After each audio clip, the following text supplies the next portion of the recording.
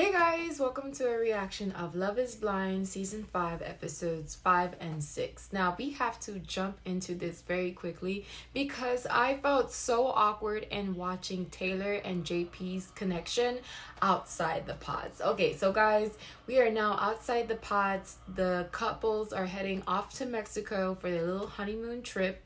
All the couples except for Aaliyah and Uche, because they cut their time short. At least Aaliyah, she cut her time short with Uche because the situation with Lydia was too much, overbearing, and it was giving crazy stalker serial killer vibes. Okay, so that situation ended quite quickly. There was a phone call conversation between Aaliyah and Uche where they kind of had this discussion about how Aaliyah decided to leave the pods without sharing Uche, the final thoughts to have a sense of closure. So that, ended, and, let's move on to the vacation out in Mexico with the couples.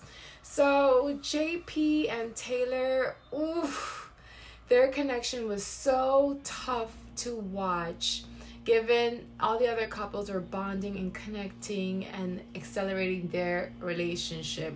It seems like after the pods, there was a disconnect between JP and Taylor. And of course, our girl Taylor, she wants to know what's the reason, what's the disconnect, Oftentimes when we see that happen, it typically means that the guy or the girl is not attracted to their partner who they say love is blind. Okay, so I'm watching and observing, but honestly, from watching the previous episodes, they didn't have much of a conversation. It seemed like Taylor was the one carrying the conversation. JP was a man of very few words, and when he did speak, it seemed like he agreed too much what Taylor was saying. So they always seemed to be on the same page. We did have a moment where JP opened up about his childhood and having to protect his sisters in a situation where his mother was not at the best place. So we did get to see JP get deeper when asked, and he did open up. However, when we got to this honeymoon trip, it seemed like he was quite laid back, and it was not enough excitement given that Taylor is feeling this new experience and she wants to get to know her new partner who she's now engaged to, and they have to think about that this is going to be potentially their forever. Now I felt bad for her because her forever seems like it's going to be a quiet lackluster life because they were not interacting in a way which made me felt like, okay, I can see the connection, I feel the connection as compared to the other couples. Okay, so focusing on JP and Taylor, when the whole group met in Mexico and saw each other for the first time, everyone was having a great time. JP was having a great time with the other contestants, so I'm like, okay, wait, JP, you need to have that same energy for Taylor. So Taylor is seeing this and she's seeing how everyone is responding to JP, and JP is like the fun guy, everyone's having a great time around him, and it seemed like Taylor is a little bit irritated because she's not experiencing the JP that the other contestants are experiencing. So I was quite sad for that situation, and she did open up saying how things were feeling a little bit awkward, but once she mentioned this, it seemed like they were stuck at that place where they couldn't move past that. They couldn't get away from the situation where they can feel comfortable with one another. Now, when Taylor brought this up again the next day, JP seemed tired. He wanted it to be a situation where she could finally just drop it and just move forward and let's just get to know each other. But it seemed like, she put up her walls, he put up his walls, and they were at a standstill. Now, I got a little bit uncomfortable because I was waiting for at least one of them to admit that they're not as attracted to each other as, they were initially during the pods. So in the conversation, they established when the awkwardness started. So the awkwardness started when they saw each other at the reveal. So I was like, oh my god, red flag, red flag. We're gonna hear that JP is not as attracted to Taylor, or Taylor is not as attracted to JP. But I don't think that's the case for Taylor, because I think with Taylor, she did mention that she didn't particularly like his gap, but she seems like the type to quickly to at least reveal to us in the confessionals when she's not feeling something or there's an issue with something. So we didn't get that from Taylor per se.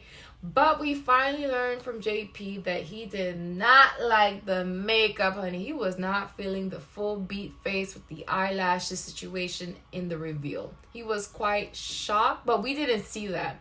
He was quite nice and he received Taylor well in the reveal. So I was actually caught off guard that he thought the makeup was too much. I didn't think that what was the situation, because as he was beginning to describe it, he was doing all these hand movements like grand, and I'm thinking, oh, maybe it's about her weight, because she did struggle with her weight prior to this and she does have some insecurities.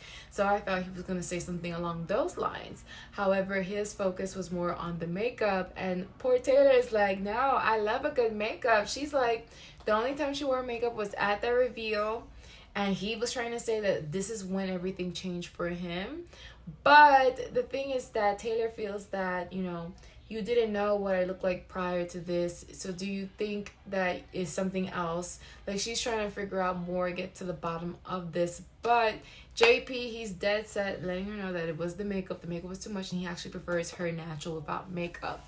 Now, Taylor's like, I'm not willing to make that change. She likes to wear makeup and she doesn't want to think about what her partner feels about her wearing makeup. I can see her point and I can see his position too as well. And I don't know if they got to the real roots. I still feel like it may be something else that they're not saying to us. But I felt so bad for her in that moment. And they had such a big disagreement that they decided that, they have to really put a pause.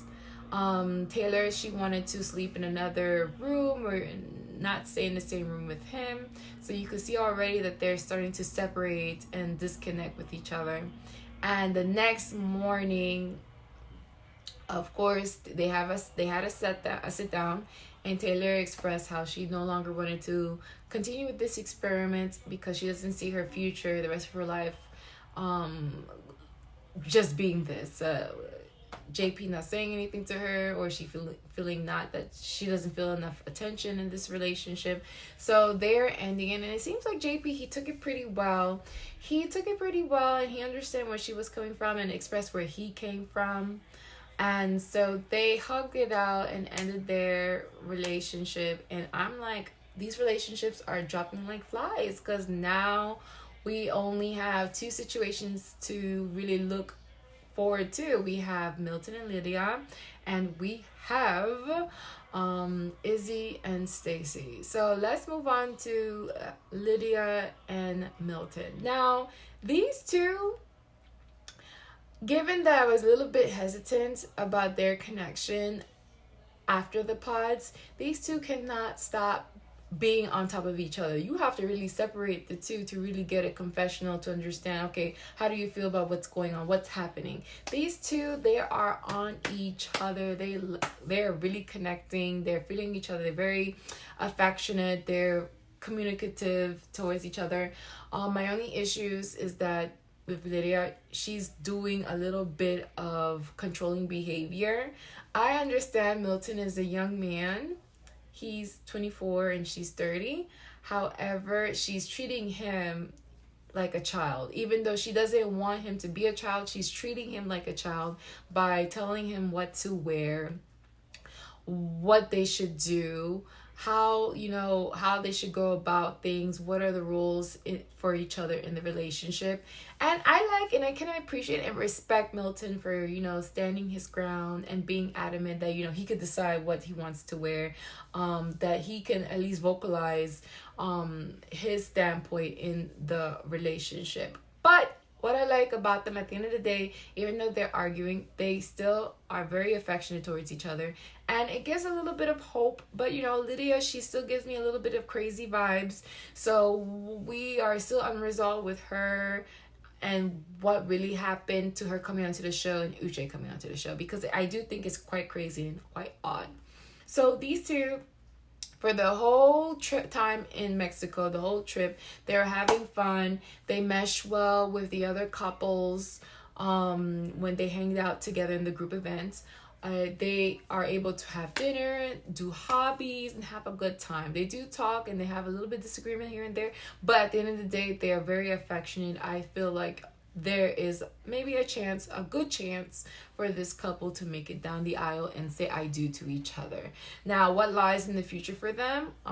Well, after the trip, they will be moving to shared apartments. So when they move together in the shared apartments after the trip and into their space, they do get to meet one another's family. So we do get to see Milton and his roommate.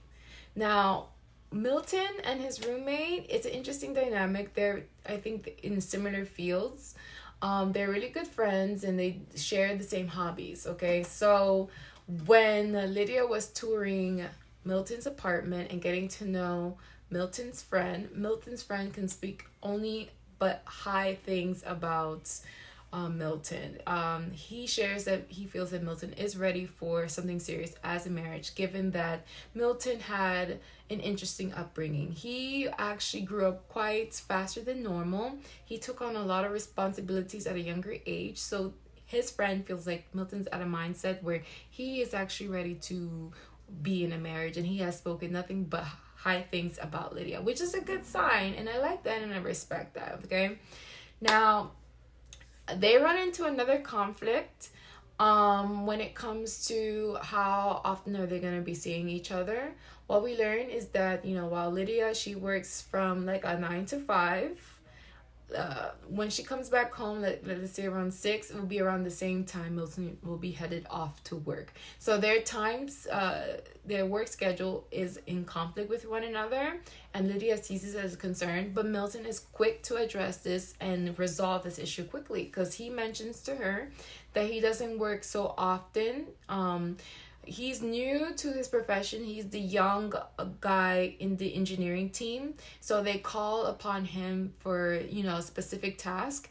But he does get a reasonable time off, 3 days, where he said that he will devote to Lydia. So he is quick to resolve that and give that a peace of mind to Lydia, which is good because he shows that he's proactive. He's able to respond and resolve an issue, which is like good job to him, and it shows his maturity. I feel like honestly I feel like Milton is more mature than Lydia. Now, moving on to our next couple, we have Izzy and Stacy. Now, Izzy and Stacy too as well, they cannot keep their hands off each other. I'm actually quite happy with this because Izzy was quite concerned in the pods that in the reveal that Stacy would not be attracted to him because he was bald. But she loves him. She loves him. She can't keep her hands off of him. He is connecting with her. They do activities. They haven't run into any issues. They, what was one issue, which is not really a them issue, it's an outside issue, is the issue with Lydia. Now, Stacy understands that all the contestants are going to meet up with each other at the beach, and she knows that Lydia will be there too as well. So she has a talk with Izzy to kind of prepare for the whole situation, that she understands that Izzy will talk to Lydia, but there is some guidelines for respect. Her guideline for respect is that Izzy does not speak to her in another language where Stacy doesn't understand. So Izzy is quick to respect that boundary, and he actually, is respectful. But it was a little bit odd, the interaction with Izzy and Lydia on the beach, because I felt like he was leaving things a little bit open for Lydia to, if she wanted to come back, that there's maybe a chance she has a shot. Because it didn't seem like he was very stern to, okay, they had a connection, but they're moving on. I'm happy for you. I hope you're happy for me. It was more as like, the timing wasn't right. Maybe the timing, if it was a little bit different, then you would have had a chance. So that was the energy that conversation was giving me. But at the end of the day, what matters is what Stacy thinks, okay? So these two, they have a great vacation. At the end of the Mexico trip, they do have a talk about what's it gonna look like in the shared apartment. What's to come after this. So Stacy is opening up how, Izzy's gonna meet her family, and her family is all supportive about, this experiment. So he has no concerns, no worries there. But her worry and her concern is how Izzy's family will accept her, particularly his mother. So I don't know. Izzy didn't give much of a concern, but we'll see. Let's keep that open. But I was impressed that after the trip, back home in Houston, the couples, they share each other's their lives. They see their shared apartment, and this was the opportunity for Stacy to also show Izzy a home that she recently bought, she recently purchased, and the work that she's putting into it. So when we saw the place, we're like, wow, Izzy pretty much found the person who's financially responsible, who's able to take on such a big project. Now, she makes it clear to Izzy that this is also gonna be a project for you too as well, that there's space for you here, but you have to do your part. So it's very clear that, Stacy is quite established, financially established, and she has investments. And for her to include and consider Izzy, that's a good sign that she's open to talk about the discussion about money. Now, the thing is that if you guys recall, Johnny, our red flag girl, Johnny, she said in the pods after Izzy rejected her that Izzy has bad credit score and he just moved into like an apartment, not that impressive, nothing sophisticated. So I'm just wondering, okay, was what Johnny was saying to the ladies true or not? And how much of it we're gonna get from Izzy in understanding where he is financially. So that is yet to be determined, but based on what Stacy is showing and how she's, talking about her family, money is gonna be, money's gonna be a factor, and it should be for all these relationships. But given that Johnny exposed Izzy that he has a bad credit score, which alludes that he may not be as financially stable, that may be a concern, and so we have to wait and see and assess. Now, the shock at the end of this episode 6, we have a sit down with Uche and Aaliyah. Now, I was so let down with this sit down because I thought it was going to be a moment like what we had before with Bliss in the previous season, where Bliss was a person who was not selected. The guy chose someone else aside, as opposed to picking Bliss, and Bliss gave the guy another chance, and they end up getting married on the show, and I believe they're still together. Now, with the scenario with Uche and Aaliyah, she showed up to the sit down with a different look than what she was presenting in the pods. In the pods, she had braids or twists, one of those. And this time she wore her hair out naturally. So Uche is now meeting Aaliyah for the first time. And I didn't see like a natural, okay, I'm happy, I'm excited to see you, or this is who I was talking to in the pods. Rather than, it seemed like Uche was quite stern, and he was quick to establish boundaries in a sense that he is higher than Aaliyah. So I was a little bit taken back by the conversation. I understand that how Aaliyah left things is a little bit immature. However, I felt like the tone and the way the conversation was going, it didn't seem like, it was needed for them to have a conversation in the first place. I think they should have just left it as is. The phone call was sufficient enough that, there's not a future with one another. Rather, I felt like this sit down was more of a purpose to see, okay, what does one look like? What does the other look like? And that's it. Maybe something can happen after that. But I didn't feel like that this conversation, this sit down was quite productive. I felt like Uche was a bit harsh with his words. And, Aaliyah, she came with her head down. She was quite humble. I just wish that, this conversation didn't even happen in the first place, okay? So, guys, that was a recap of episode 5 and 6. I'm excited for the next episodes that are coming up because we get to really see what couple is gonna last here? Are we gonna even have a couple to see down the aisle? I know we do, but I feel like we were robbed of like now two couples, because now we're down to two. So yeah. Woo! Lydia is the drama this season.